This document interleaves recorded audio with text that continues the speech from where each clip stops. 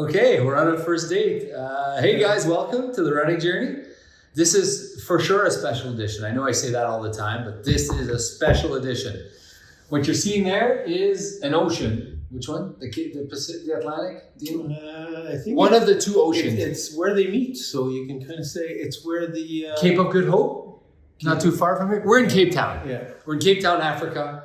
Tomorrow morning, in less than in just half a day or so, we leave for Antarctica. Antarctica is the first of the 7 marathons that we'll be doing on 7 days, 7 continents. If you've been listening to the podcast, you know about this epic journey that we're doing. We're here now, we're recording. We've had a busy couple stretch. Talk about the last few days, Charlie. What have we been doing? We've been traveling on planes to get here. Yeah. Okay, so we left on Monday morning. Monday morning. We left Monday morning from Winnipeg. We flew out to Toronto. Quick flight to Amsterdam. Quick flight to Copenhagen, to Cape Town. Cape Town, yeah. And now we got to Cape Town on Tuesday evening. Tuesday evening, which was 2 nights ago, a night and a half ago. What did we do? What did we do when we've been here? What did we do when we got here the first night? Did we do anything? No, we got here late. It was like 10 o'clock. Yeah, just went to bed. And then we had a busy day yesterday. Yesterday was a busy day. Yeah. You know it's a podcast, right? You want me to elaborate on that? Yeah. I can't, I think you have to elaborate on some of it. Or I can do it. Yeah. So yesterday we had a very busy day, it felt like. Anyways. How'd you sleep, first of all, that first night? Not super good. I woke up at like 3 a.m.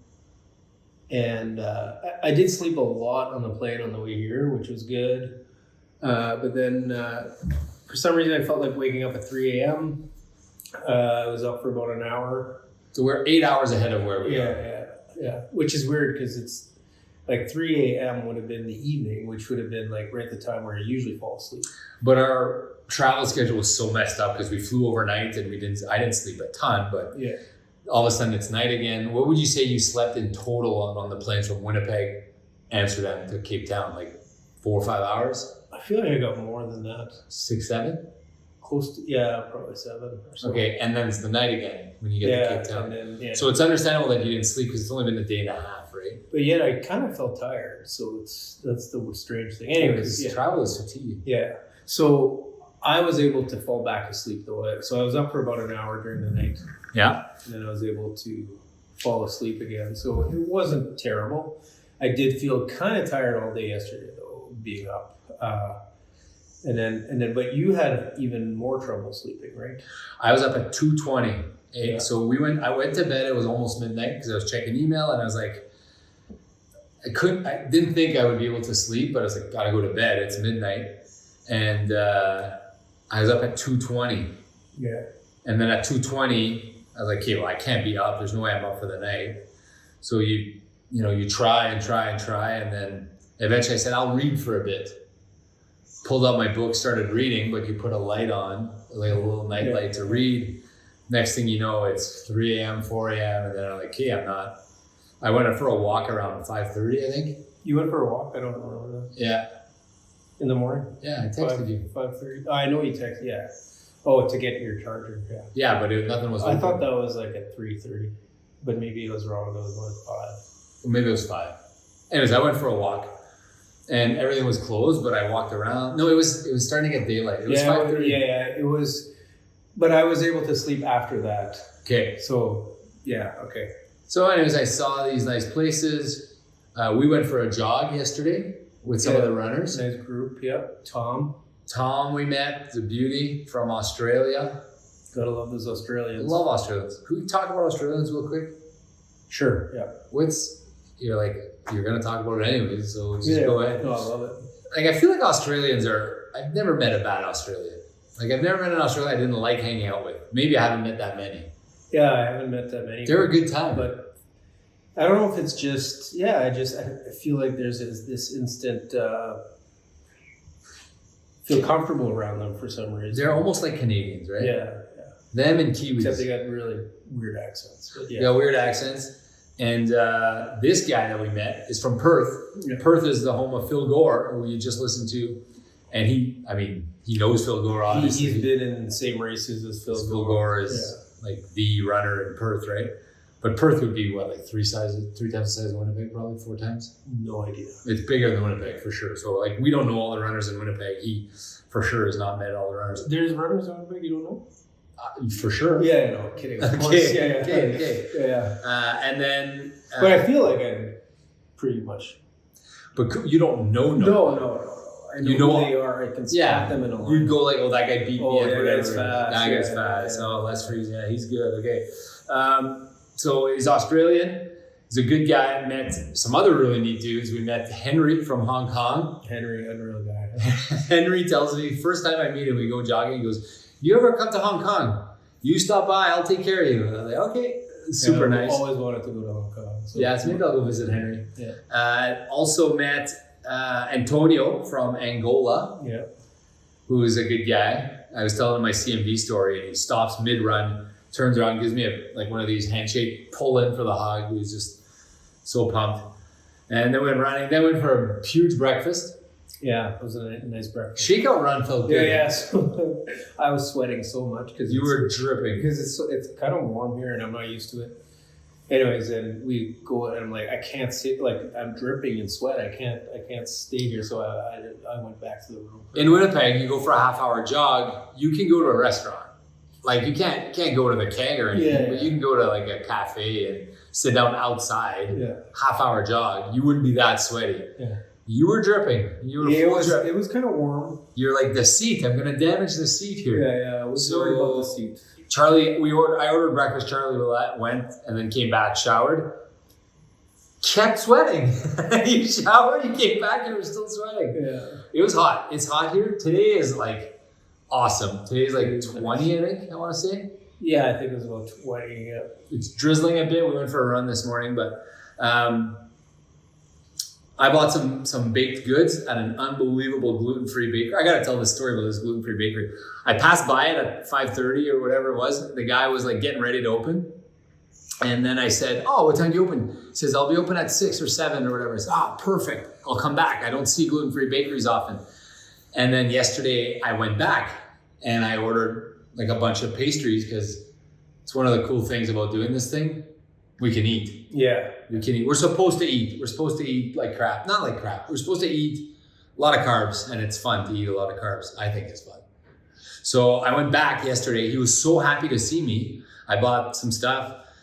And then I went back today as the owner again. And he was so happy to see me again. I think he thinks I'm like a new client. Expat or something. Expat that moved here, and I was looking for... So he gave me all this free food. Second time I meet him. He gave me all this free food. You come back, you try this.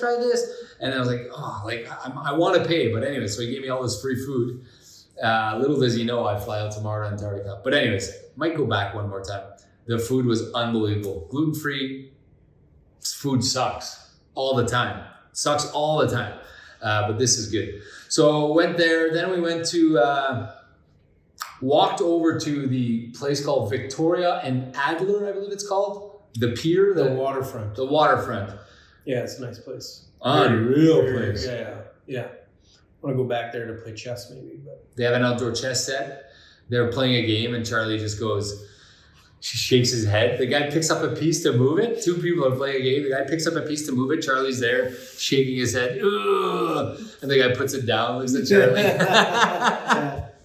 Charlie's like, I interfered with their game. Yeah. We were junior chess champs, if you don't know. Back in the day, you probably still fancy yourself a chess player? I feel like people are getting really good at chess. So it used to be automatic. If we were at a party or something, we were the best chess players in the room. Yeah. But that's probably no longer the case, right? Well, I haven't played chess in 20 years, but... Yeah, no, for sure. We did some run chess episodes, by the way, a while back. By the way, we got to play run chess again. That was so fun. Yeah. Then we jumped on this ferry. Oh, yeah. Smooth ride. Super smooth ride to go to Robben Island, which is the prison where Nelson Mandela spent 18 years and all the political prisoners of South Africa they would send them to. It's like an Alcatraz. It's, what is it, 12 kilometers or something? Or 8 kilometers? I think we measured it that it might be. Oh, no, it was 12. 7 one way. Yeah, it was roughly 12-kilometer boat ride. Rob thought he could swim out, but the waves were pretty bad. For sure, I could have swam that. It wouldn't have been great. It would have been an all-day thing. It wouldn't have been an ideal. Yeah, I don't think I could swim it. Well, the waves were, let me put it this way. I was close to vomiting on the boat. Yeah. So I don't know how I would have been in the water. It was big waves, but we're on the ocean, right? Yeah. And we went to Robben Island, which was, what would you call it? A somber experience? Yeah. I don't know if that's the word, but yeah, it's a decent word. Our guide was a prisoner. Yeah.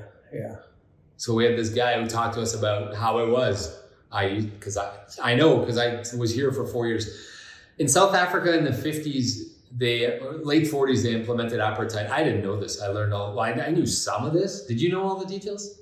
I knew a lot of it, but I thought it kind of was an ongoing thing forever. Yeah. It wasn't. The Nationalist Party came in power in 1949 and immediately started implementing these things where there were multiple race classes. Different cards. Everyone had to have. And they had their cards. They had to carry their cards around, which would tell them what race they were. And there was all the different races, and they had different rights based on those races. And one day, this group said, "We're not gonna." They organized the silent protest. They didn't take their cards with them. And they said, "We're just not gonna take our cards." And 69 of them got shot or something? No, 300 got shot. 69 died. Yeah, in the massacre. They massacred. And they arrested them. And they arrested the rest of them, and they shipped them to this island.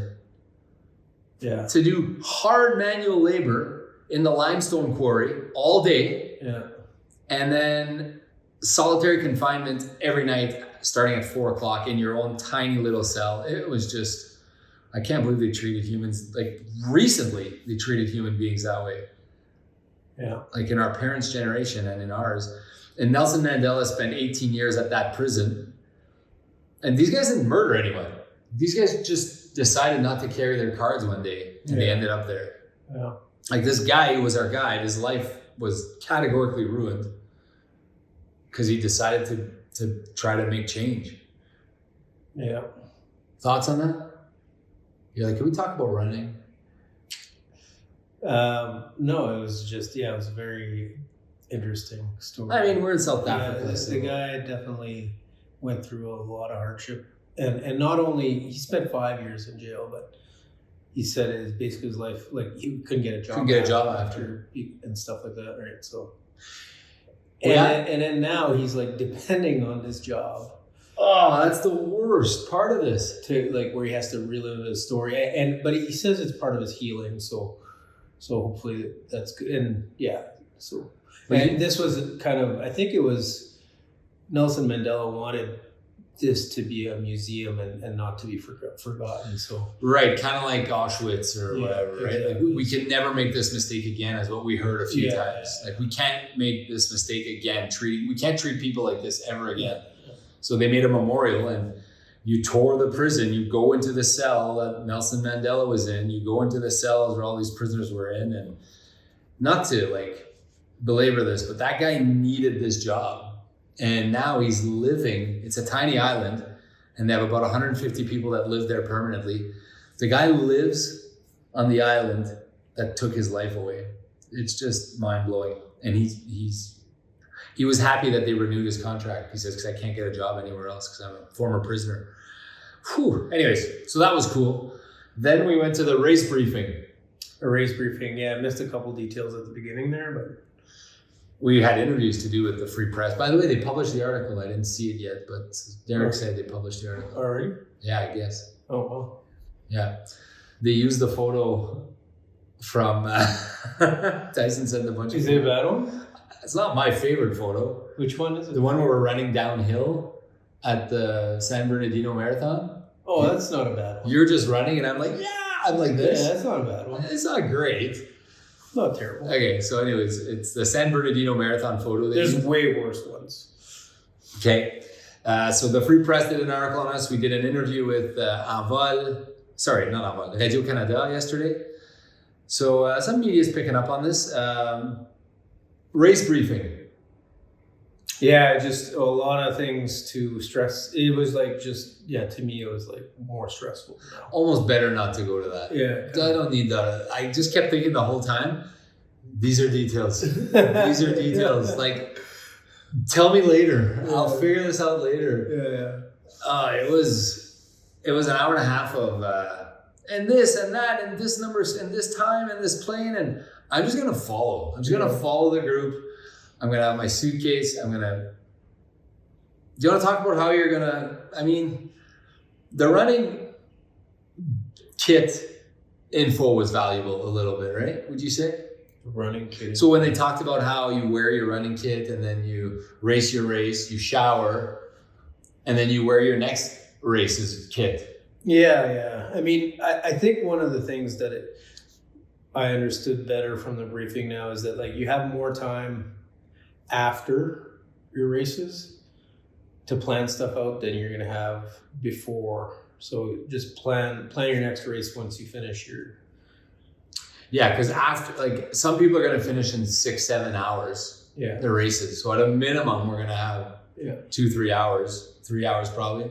Yeah. So like on site. Think about like what you need for the next race when you do that. Shower, record the summary. Yeah. And then.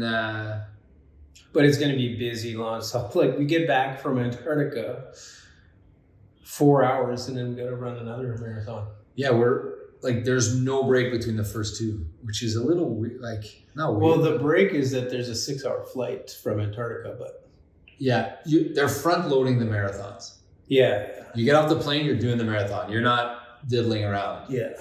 So I guess there's going to be a long break, I guess, between Cape Town and Perth because of the travel, because it's such a long flight. Right. Yeah. So you got to make up time, and they keep like a day on the back end just if things don't go well. Yeah.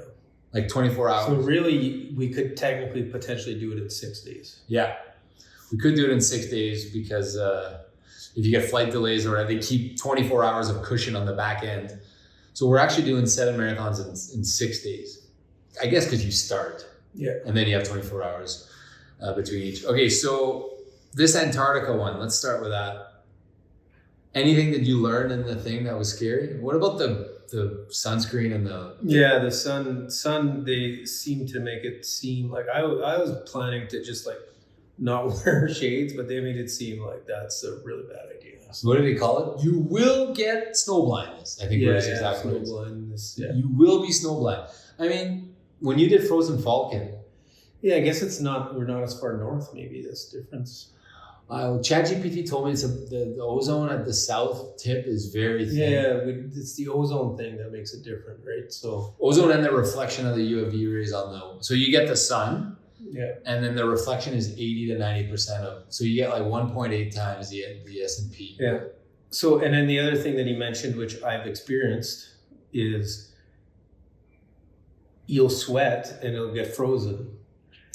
So that's happened to me. So the idea of switching to me makes sense back and forth if ever it gets frozen. But one trick I did learn, this is from playing hockey, the old visor trick. The shampoo in the visor? It actually works on your ski goggles. I've never worn ski goggles in my life. Yeah. So, but I mean, if like you're gonna have to wear shades or ski goggles, it might freeze over. But if you got the shampoo, it lasts like an hour. It lasts way longer if you put shampoo on it.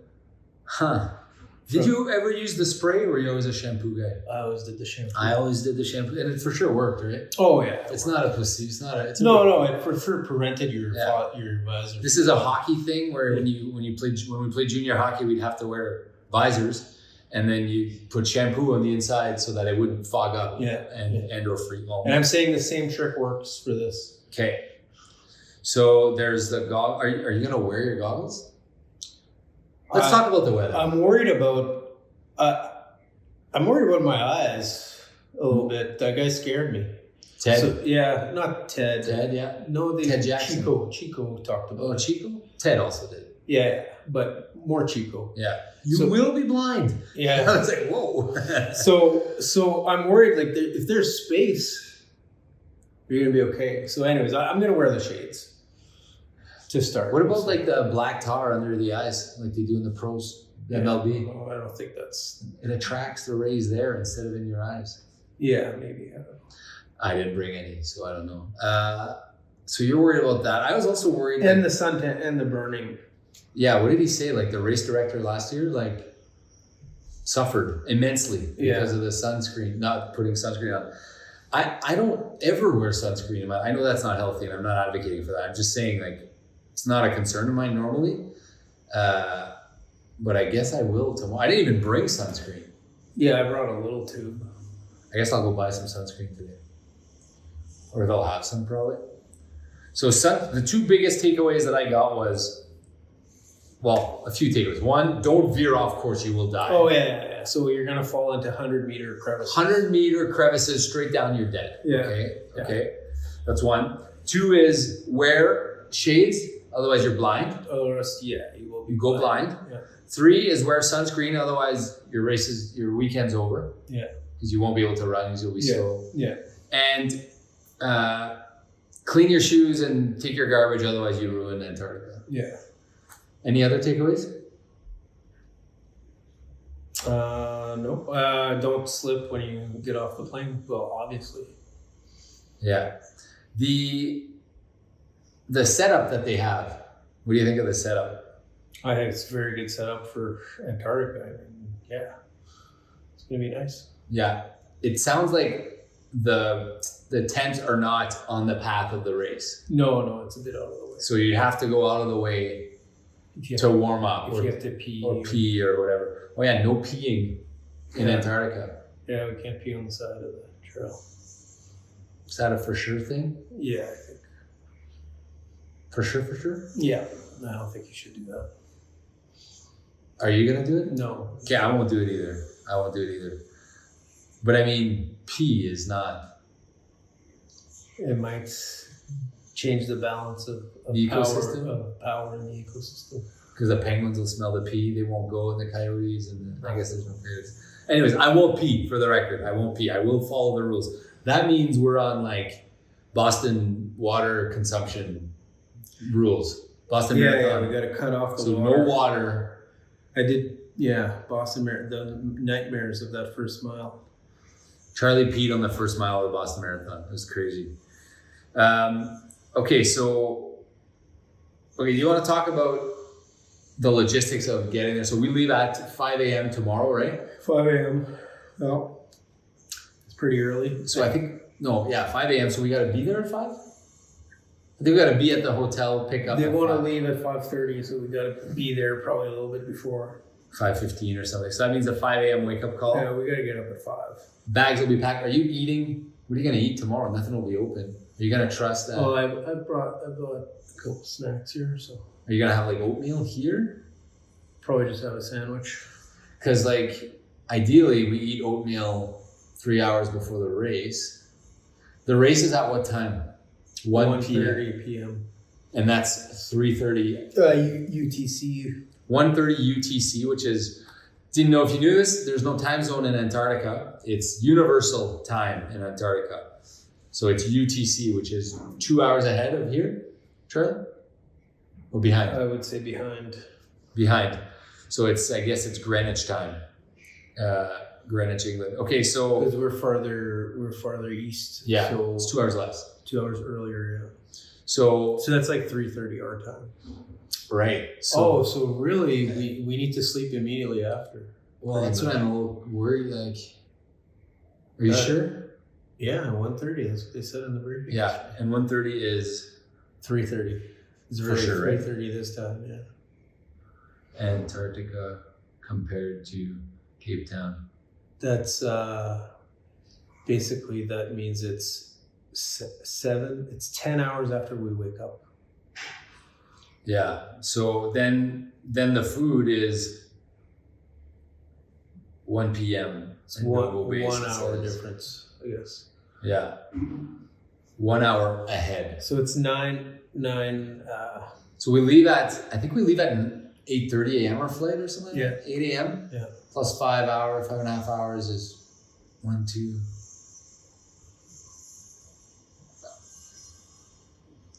Yeah. It seems tight, 1:30. We must just get off the plane and go then. Well, we expect to land at noon. Okay, we land at noon. Land at noon and we run at 1. So we're gonna have to eat on the plane is what I'm getting at. Yeah, they're giving us meals. Yeah, because this won't be enough to hold us till the marathon if we just No. eat the oatmeal here, right? No. So we'll eat some. No, because it's 8 hours. It's like 8 hours. Yeah, no, that's it. It's not even close. So we'll eat here, then we'll eat again on the plane. Then no water, because we don't want to. No water for the last 4 hours. 3. I'll go. Oh, 4. Okay, and what are you going to want to do for? I asked you this last week. I want to bring this up again. Last week I asked you, what was your goal? Did you have any goals? You said no goals. I just want to finish. And then you kind of snuck in that you want to maybe do 4 hours at each one. Yeah, I don't have any goals still.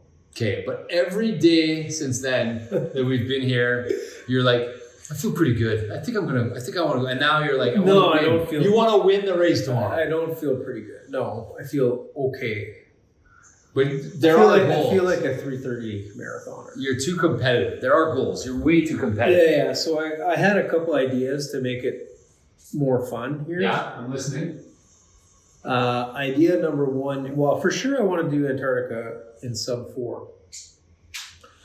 Because they say it's like a 30 to 40 minute difference of a normal marathon. Who's they?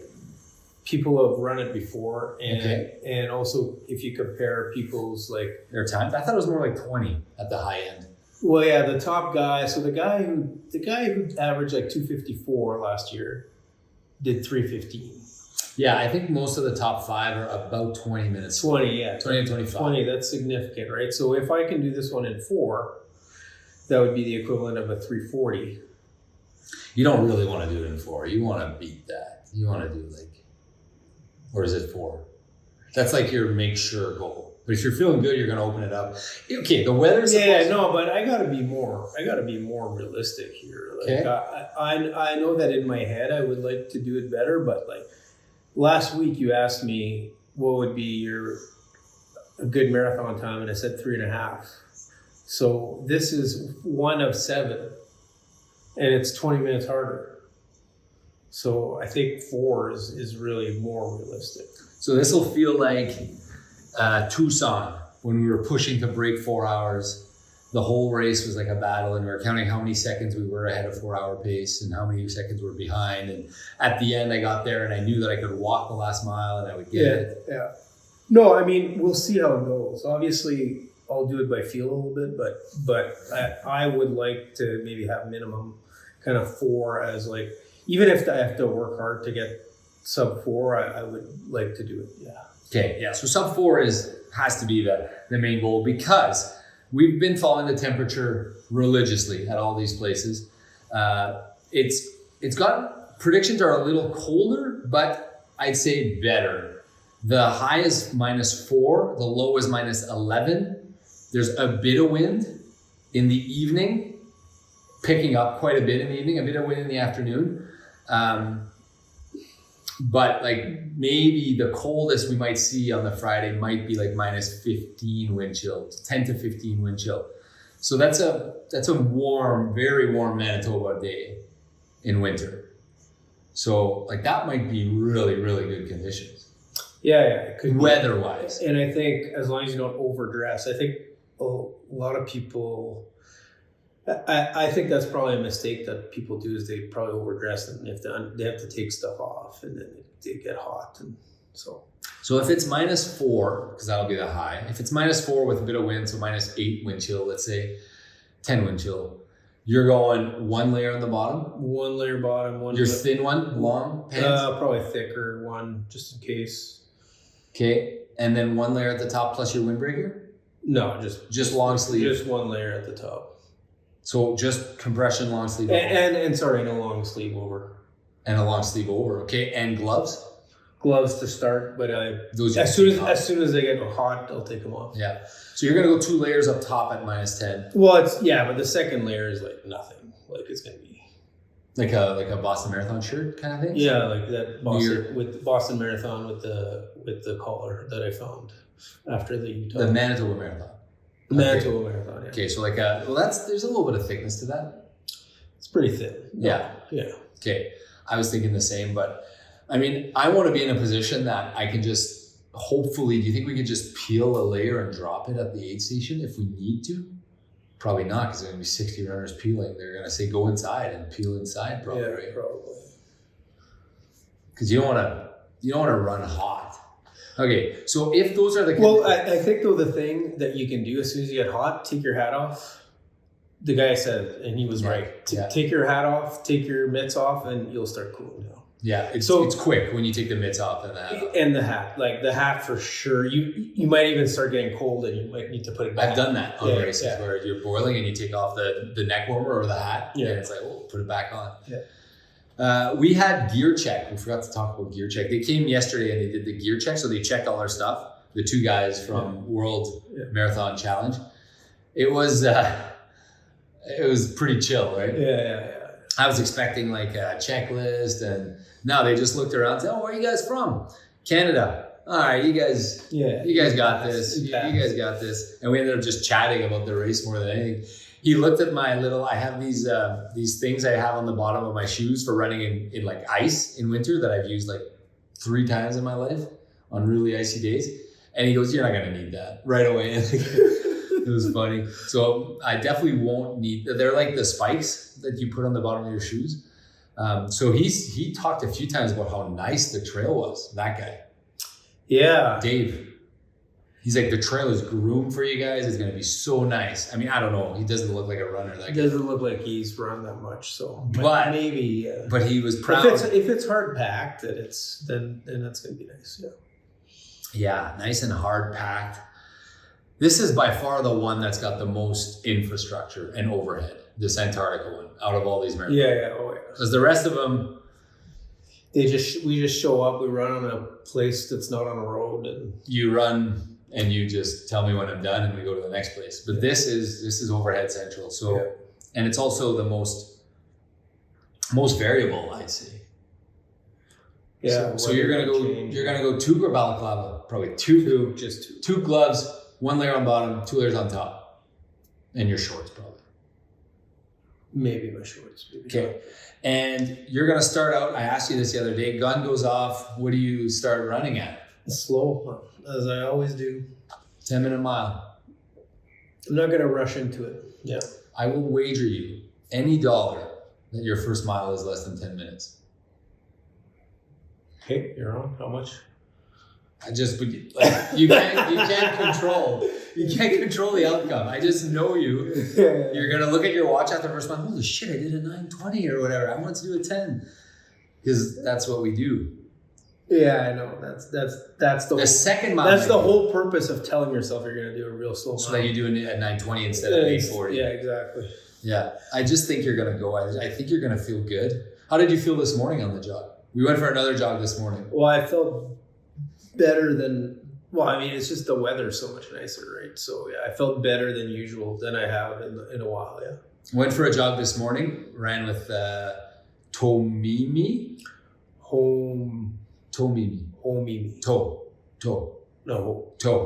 I found her on Instagram. Tomimi. Famous Japanese runner. Famous Japanese influencer runner. Yeah. She put it right in her bio. She is trying to break the women's record. Yeah, we had a conversation about that with her. It was a tough conversation. She's not that great with English, but...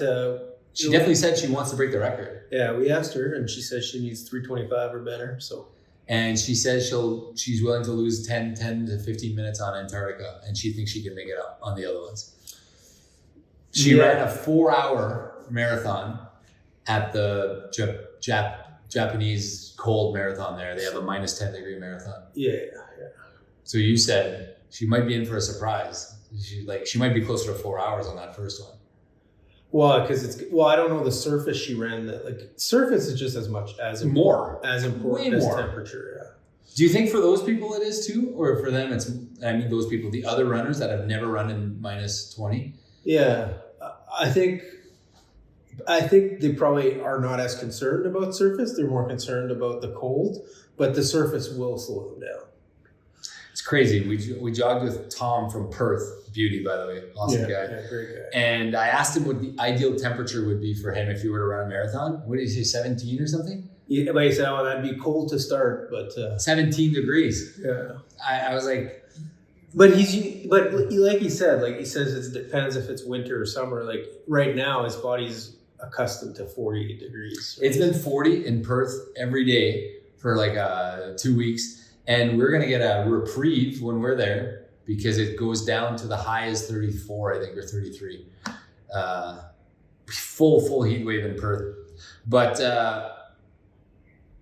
Like these runners, are they going to treat this kind of like we treat Frozen Falcon, where you go in every loop and you warm up? And I think some of them will, yeah. For sure. they're going to treat this like, but listen, not this is not a marathon. Not Tomomi. Tomomi. Okay. Yeah. So Tomomi this morning. Oh yeah, I want to ask you how you felt this morning on the jog. You said better. I slept last night. Oh my God, I slept. I slept really well last night. Went to bed at 11:30. I was out cold when you came in and woke me up to go for our jog this morning. Yeah. And I wasn't like wrestling and waking up. I was out cold. Yeah. So that's a good feeling. My Garmin told me I'm at 34 training readiness, which kind of the numbers you get after you run a marathon. Yeah. So it's not great, but I think it's not happy with me because of the sleep. It's upset at me, telling me I'm going to steal that and I'm going to put it in my bit. I got a running stand-up comedy set that I'm working on, like a 15-minute set to do at marathons and stuff. And I'm going to steal his Garmin bit. Well, it's I've already made that bit where it's like, why can't you just pay to have a Garmin who's like a positive, like my wife, always happy, or like your wife, always happy, always good stuff, always saying, instead of like, you're shit, you should have slept better, your marathon race performance is terrible. I like the Garmin that gives me shit. You like it? Yeah. No, but sometimes you want just tell me the truth. No, but sometimes you want to just be like, when I saw that this morning, I was like, come on. Like, I didn't need that now. I needed like, you're okay, you're going to do well. 34 for training readiness. I don't know what your body battery's at, but it must not be pretty high. I didn't check. I'm guessing it's at 100 because I haven't had a sleep like that in a while. You don't sleep, eh? I sleep a lot. It's broken up every day because I'm old. Gonna have to pee. Okay, he's old and he has to pee. I hear him getting up and peeing here in our little condo here. And okay, so back to so you think, like, what do you think? So we check the race winners. There's usually 3-4-ish that are under 4 hours.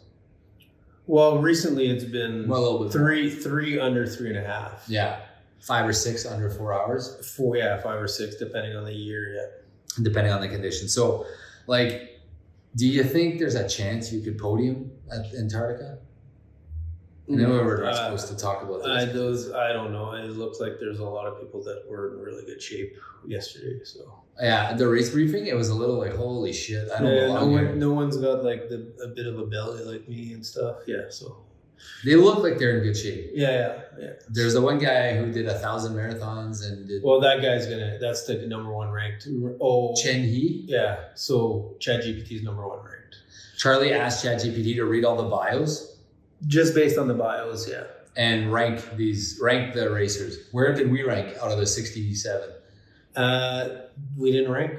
We weren't even in the top 20. Yeah. And you ranked ahead of me. Yeah, I ranked ahead of you based on the bio. Yeah, and the guy from the Gear Check. Gear Check thought I was he's like, you don't run as much as. No, he said. What did he say? You're like a new runner. Right? Yeah, you're new to this. You like to be able to run like your brother or something. Yeah. Mange la marde. And I was like, no. I was like, no, he's not bad. Like, he's almost as good. He's almost as good. Yeah, no, I'm kidding. So I think, okay, so it'll be hard the first one, but we're definitely not podiuming in the other ones. No, the heat ones, like 0 chance. These guys are trained in heat. Yeah. They're in better shape than us. They've done more marathons than us, more miles than us, and they're athletes, better athletes than us, I'd say. Yeah. And they're probably used to travel. So we don't. But Antarctica's our chance to podium. Antarctica's our chance. If we have a chance, it's in Antarctica for sure. Yeah, maybe Madrid. But Antarctica, like, I think the amount of experience I have in those conditions. I don't think there's going to be a lot of people that will have that much. You have more experience in those conditions than everyone else combined, including me. Well, I don't know about including you. Yeah. Yeah. Because I have 20% of your experience, 30% of your experience running outside. Yeah. Because I'm a treadmill guy. I've always said that. Last year I ran a lot outside, but that was my first year. So you have more experience than the entire field combined, I would argue. Because they brought up that guy who lives in Norway to talk about his experience. Yeah. Norway's not. Norway would be like summer for us. Yeah. Norway's not Winnipeg. Norway's not Antarctica. Yeah. So you're gonna have to draw on the experience to do well. So hoping I could say that, hoping for a podium. You're not getting upset at that. I'm gonna do what I can. Yeah, but this concept that you're just gonna... if I feel like it's a reasonable pace and I can see the guy that's in third place, I might try fourth. But you're gonna count what position you're in. Yeah, I might do that. Yeah. And when you pass them on the loop, you're gonna check your watch. Check the gap. You're gonna see 32 seconds. You're gonna double it. You're gonna go. I'm a minute 4 That's why I do triathlon, so I can practice doing. Yeah, the math. Yeah. Okay, I passed him. He's there. Okay, it's a minute. I'm a minute behind. I got 7 miles left. Yeah. No, but realistically, I don't think I think 4 hours is more realistic for me, but. You never know. Right? I promised myself I wouldn't make predictions after the debacle that was Utah for my backyard. I'm going to run it in 40 minutes. And I ended up limping into a 72-minute last loop. But I'm okay with it. I'm okay with making predictions because whatever. Like, you can't... I finished, at least. So, yeah, I hope to do, like, better than 4 hours. I don't know what that means because there's no other number, right? Like, I'm not going to do a 3:30. Well, if you think about it, it's 10 loops. I was thinking about this morning. So if it's 10 loops, right? So if you want to do 350, it's 1 minute per loop faster. Right. So how long are these loops going to take? 24 minutes. If you want to do it in 4 hours, it's 24 So it's exactly 10 loops. So it's 24 minutes per loop. If you want to do 350, it's 23 minutes per loop. Which seems like such a big difference between. That's a great way of putting it. If you do it like, it seems like such a big difference between 350 and 4. There's a big difference between a 24-minute 5K and a 23-minute 5K. Well, this isn't. I know it's 4.2K, but whatever. That 1 minute, this is a big difference. That's a big difference. And I never thought about it like that, but there's a big difference between a 350 and a 4. Yeah, and a 340. 340 is 22 minutes, right? Yeah. You think... what are you going to put on your watch? I know I'm changing the subject here. Oh, I have to figure that out. I haven't done a marathon in so long. I don't remember. I have it set up for the backyard still, and I was like, honestly, I haven't changed my watch at the backyard either. It's like, it's too many details. Yeah. It's like too many details. Like, I think I'm going to take it lap by lap. So I want my lap time, and then my lap pace. Are you freaking excited about this like I am right now? I can't stop thinking about this marathon tomorrow. Yeah. When's the last time you ran a marathon? I'm nervous about all the details, honestly. Okay, but the details are details, right? Yeah. Once you're out running. Once I'm like I'm on the starting line, I'll be pretty excited. Yeah, the details are unlike anything I've ever seen, like triathlon, Ironman. Yeah, I can't wait to see how overdressed people are going to be. I think that's going to be interesting. Yeah. I just want to make sure it's still recording. Yeah, it is. So I don't know. I was thinking of like fudge yesterday when we were running in Cape Town. Yeah. I wasn't super great because but today. Yesterday I was tired. Yeah, same. Today I was like, I just want to go here, see what I can do. I felt like what could I do a mile in right now? Yeah. I have no idea what I can do a mile in. Can I do a 6.5 minute mile? I haven't done a fast mile since I was training for. It's a while. For the 100 miler, I did I was able. Yeah, I did it. I don't remember. Okay, I believe you. So because I remember I said one time I did. Oh, you wanted to be my ready last for your mile. last I did a fast last mile. Yeah. Yeah. So I don't know if I could. Like that was fast. I don't know if I could run, but yeah. So we'll see. okay, so I haven't had the motivation to push myself since, you know. So. well, that's what we haven't had. That's Yeah. why I love the builds of these marathons so much, because marathons, they're different. Yeah. They're special. They're the frame of mind going in. Like, are you kind of like, I think once we get going, the details will just kind of fall off to the side and just whatever it is, right? Like I'll wear the same stuff every time if I have to. Like, I don't care. It's kind of like how I felt with Run with Rob. I'll share this.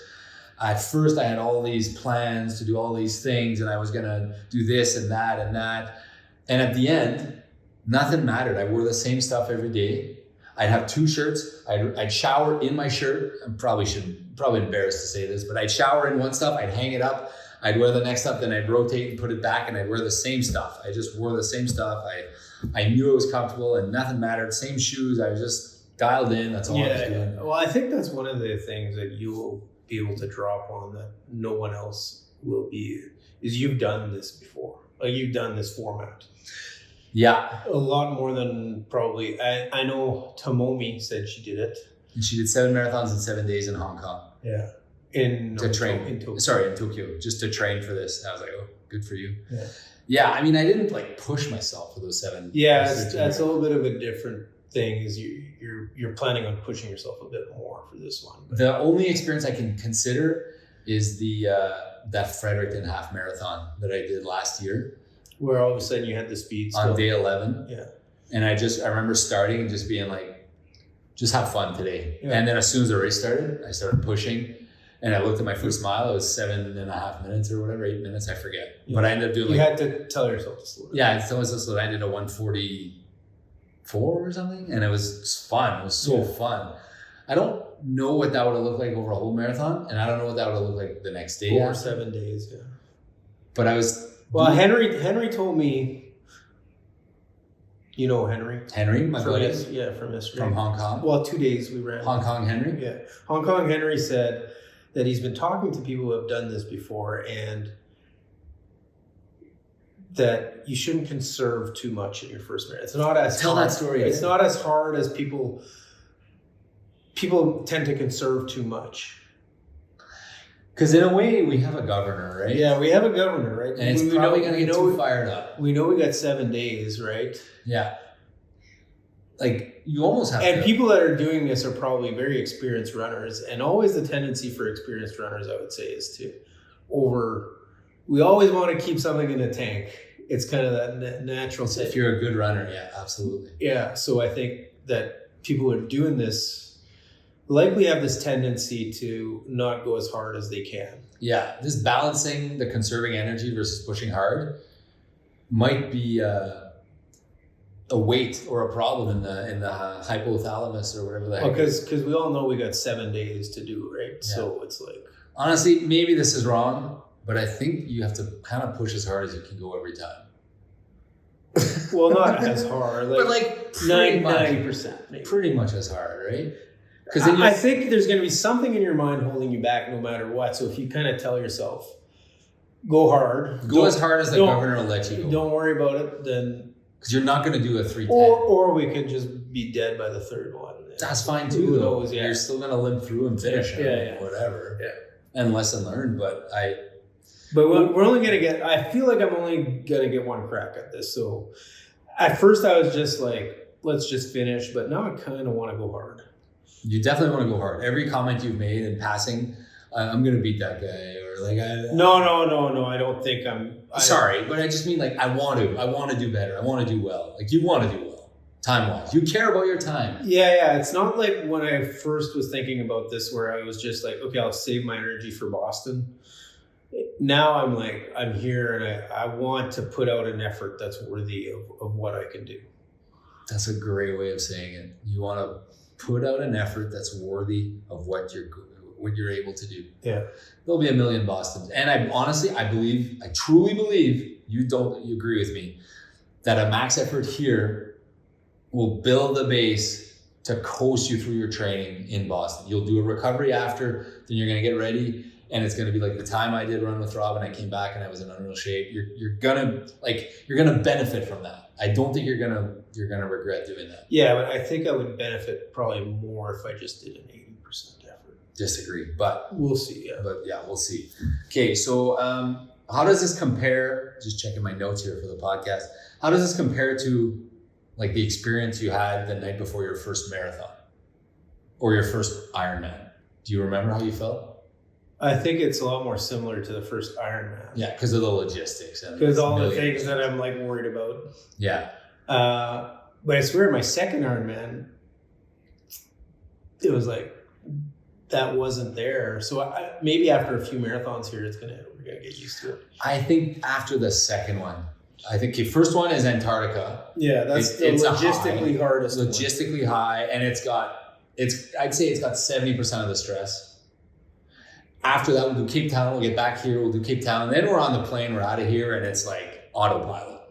Run, shower, get into your race gear for the next day, sleep. Put a sweatshirt on, sleep. Get up, run in that gear. Shower, change, get into the race gear for the next day. Sleep, run in that city, run in that gear, and just keep going. And we're just going to autopilot it. Keep it simple. Keep it simple. Okay, do you sense that that the people here are like I sense that the people here are pretty excited about this thing, eh? Like they're yeah, of course, yeah. Because it's like it's pretty much like that once in a lifetime for sure. What about any other thoughts for either pace, goals, fatigue? Like, do you think it'll be a cardio thing that's going to prevent you, or it's going to be a muscular thing that's going to prevent you on day 3, 4, 5 if you have a hard time? If you're struggling on day 5, why is the struggle? Is it a muscle thing or a bone, like a skeletal muscle? I think it's going to be tired muscles. Tired muscles. Hopefully it's not an injury. Everyone that we've met has talked to us about recovery routine, right? That's come up a few times. Yeah. Do you have a recovery routine? I haven't thought about it too much. So one thing is I want to walk a bit. Okay. After every marathon. We're gonna walk after every marathon. We're gonna have time. Maybe we could walk a loop.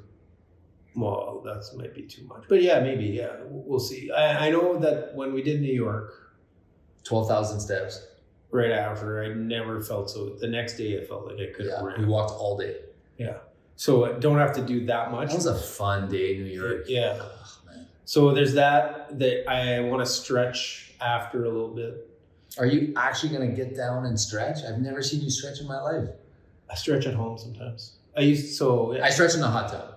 Yeah. I push and I stretch my adductors. But I should put a reminder on your phone. Reminder, but no, because the marathons end at random times, right? So. But you could set it before for this one. Yeah. That and then focus on sleep. I feel like if I get good sleep, I think I'll feel good. Sleep is the key. Okay, do you have any other thoughts, Charlie? I don't know. Yeah. So what are you doing for recovery? Well, for recovery, I think what I want to do, I want to do the Theragun thing. And like everyone's talking about it. I got one for Christmas. I forgot it. I couldn't find it. I've never used it in my life, but like Simo was talking about it. Proctor, the guy. Well, it's basically a way to massage, right? Yeah, it's shortcut to massage. You do it yourself. Yeah. And it just kind of relieves the whatever. It gets rid of the whatever. So I might, Mensch, that we met yesterday? Yeah. She said I could use your gun. Yeah, she was very nice. She was very nice. She said I could use her gun. So I'm sure there'll be a million guns on the plane, right? Yeah, I'm sure. But it might be, I don't know. I don't know what it's going to be like. Like, are we going to be... I feel it's going to be like a Shad Valley thing where you're buddies with everyone and... I don't know. Sorry, I interrupted you. No. Whatever. I don't want to get too stressed out about recovery is all I'm saying. I did 0 for Run with Rob. Like I did 0. I didn't stretch. I didn't do anything. I didn't breathe. Joel says the breathing. Get your breathing. Oh yeah, I want to do the breathing. Like Joel is like adamant. Because it's such an easy thing to do. Yeah. After you're done, first thing you do. Practiced it last night a bit. But yeah. 4 seconds up? Did you start with 4 seconds? I think I was in like 8 seconds. Yeah, okay. I know you can do 8, but I'm saying to start. Yeah. So you just do the square, like anyone who's ever done yoga, you do 4-second inhale, 4-second pause, 4-second exhale, 4-second pause. Yeah. 4-second in, and then you go to 5, 6, 7, 8. And if you're really in the zone, you can get all the way up to 15, 20, whatever. So it immediately brings your heart rate down, and then your body recovers, I guess, quicker. So breathing. But so that's kind of makes sense because I feel like when you sleep, your heart rate goes down too, right? So And I'm just going to focus on sleeping. I am going to take advantage of the fact that I can sleep anywhere, and I'm going to just try to sleep every single chance I can. Because time zones don't matter. Throw them out the window, right? Well, but I think maybe one thing I thought about is trying to be aware of when you woke up. How many hours ago? And then don't let yourself stay up more than 16 hours ever, basically. Okay, because treat it like a regular day. You're not up for more than 16 hours. Yeah. Okay, that's at the max. Yeah, you probably want to get more than that because you're running a marathon every day. So so maybe even max 15, right? Yeah, Run with Rob. I would try to go to bed. We were up at not that early. We were up at 7. Yeah, and I was in bed at 9-ish. Yeah, so that's 14 hours after you wake up. Yeah. So maybe 14 is the number. And I couldn't stay up at the end there. Yeah. I wanted to stay up. The boys were having a good time or whatever, yeah. and going to a casino, and I couldn't do it. Yeah. So for that, stay aware when you woke up is going to be the key for that. But it's tough with the time zones and stuff, right? Yeah. So what we're going to do for the podcast, I have no idea how this is going to work. One of the plans that I had was to kind of record 10, 15, 20 minutes after every marathon and then put that together for a podcast episode, maybe, if that works, or whatever, bring it into 2 if we have to or whatever. At least so that we can, because I love talking about races. Yeah, me too. And you too. And how did this one go? And the reminisce. It's how this whole thing started. It's just we would sit down and we'd talk about races for hours. It's like when we play cards. Yeah, why did you came back in diamonds? You didn't cut my second. Yeah. Our family's a big card playing family, like whist-based games. Questioning, you could have led the 9 coming back, and I would have paid it with the ace. You knew I had the ace. Oh, anyways, it's like the same thing. So we're going to reminisce. We're going to try to bring in there's people here that have real followings. There's someone with 1.8 million followers. Tomomi, is a Japanese YouTuber and influencer, and apparently she's pretty famous. And then there's this Colin Wyatt Colin kid. He seems to have Instagram figured out. Yeah. He did 50 marathons, 50 states last year. Oh, wow. Yeah, but not back to back. Still impressive, super impressive, obviously. Yeah. I want to do a back-to-back next summer, 50 in 50 days in 50 states. So I want to meet him. Anyways, we're going to meet who we're going to meet, and maybe we'll bring guests on the podcast. Maybe we'll bring whoever's interested, whoever's cool, Tom, whatever, to chat a little bit. And if we end up making more than one episode, well, sorry, you can choose to skip it or listen to it, whatever. Either way, we'll stop that there for today. Charlie, do you have anything else to add? Well, we did talk. You talked about goals for a little bit. Yeah. One of the things that I had an idea to do was to try to do each one. Oh yeah. Slightly faster than the previous one, to keep me in. So that would do 2 things for me. It would prevent me from going. I still want to go hard for Antarctica because that's the one that. Well, you're going to gain that time just because the course is easy. Yeah. So then go hard for Antarctica, and then make sure I keep stuff in the tank till the end, but also keep improving. So this is called the Charlie. I named it after you when I saw you do a 16-miler one time where every mile was faster. Yeah. And I'd never thought of that and never thought of doing that. Yeah. The only way I could do that would be on the treadmill, but you had done it naturally on a run outside in the summer one day, and I was like, holy shit, that's impressive, Charlie. You did every mile 1 or 2 seconds, 3 seconds faster. I didn't check my watch the whole time. But I almost don't believe that. Yeah, no, I'm kidding. Of course I checked my watch. Because you don't have that much time, right? Because if you go 10 seconds too fast, you run out of space, right? Yeah. You got to do it 1 or 2 seconds. Yeah, I love doing that. I don't know why. You're thinking of Charlieing the race? Charlieing the whole 7 marathons. So let's say you do a 3:55. Then I'll try to do a 3:53 for the next one. And the tougher part is Fortaleza. is the second, arguably maybe the toughest one, right? Yeah. Did we check the weather for Fortaleza? It's always 30 degrees, always, and raining. I think it's in the Amazon in Brazil. Yeah, it's always raining, always 30 degrees, always humid. So like that might be tough. Yeah, so that's the thing. I'll have to go hard on that one. Yeah, I mean Cape Town is not necessarily going to be an easy one either, but that might. If it's like today though, it will be. Yeah, it'll be better than most. Yeah. Okay. So quick, maybe we should try to rank them in order of difficulty. Yeah. So I'd say Antarctica 1. Difficultest? Most difficult? And then probably Fortaleza. Fortaleza 2, that's what I had. And then Perth, obviously. Perth 3. Just Perth 3. Perth because they do it at night. They do it at night and it's cooling down to 33 degrees out there. Brazil will be like 10 a.m. or something. I think. At 8 a.m.? Brazil's going to be hot, yeah. It's going to be hot. Yeah. Like that's going to be a tough. That's going to be the hardest one. So maybe harder than Antarctica. Debatable. Because if we get a gorgeous day and the ground is perfect in Antarctica. If the surface... Like, would you rather have minus 10? I feel like there's probably a 15-minute surface disadvantage for Antarctica. Okay. Fair enough. So it'll be close, yeah. But I think if you look historically, people do better.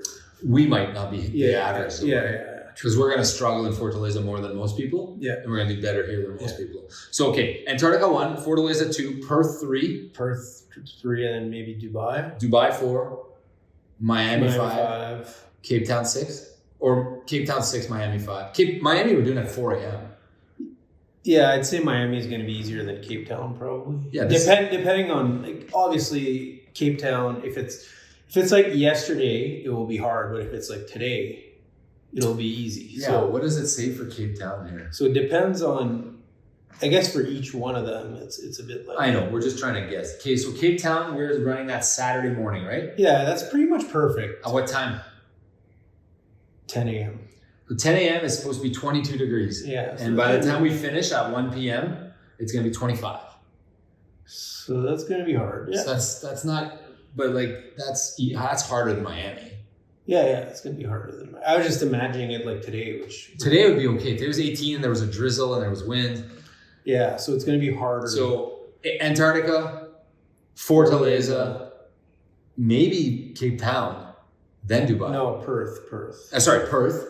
Perth might be harder than Fortaleza. Perth might be harder, agreed. Yeah, but we'll say Fortaleza, Perth, just because of the time. And then what about Dubai? Dubai's at night. Dubai's in a cold spell and it's winter over there. And it's at night. So we're doing that Sunday, right? No, Dubai is going to be perfect. Look at that. Dubai's going to be perfect. So Dubai is 15 low, high of 22. Dubai's an easy one then.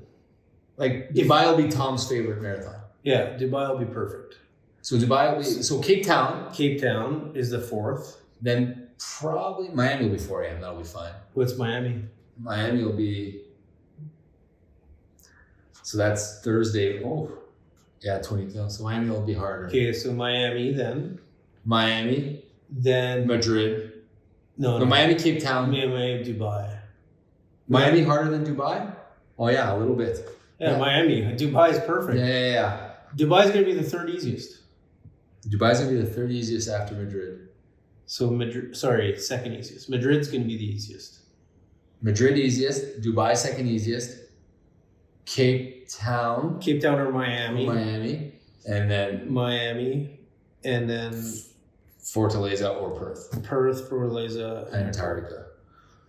That's our ranking. Who knows if the time will match? Yeah. But if you manage to pull off a Charlie, the problem is you might be like having a great day in Madrid and want to go low. Save the energy for the next ones. And then like not being able to beat that time in Fortaleza. Yeah, it's probably not an ideal smart strategy. But like the effort, at least you'll do. We'll see. Yeah. Or at least a negative.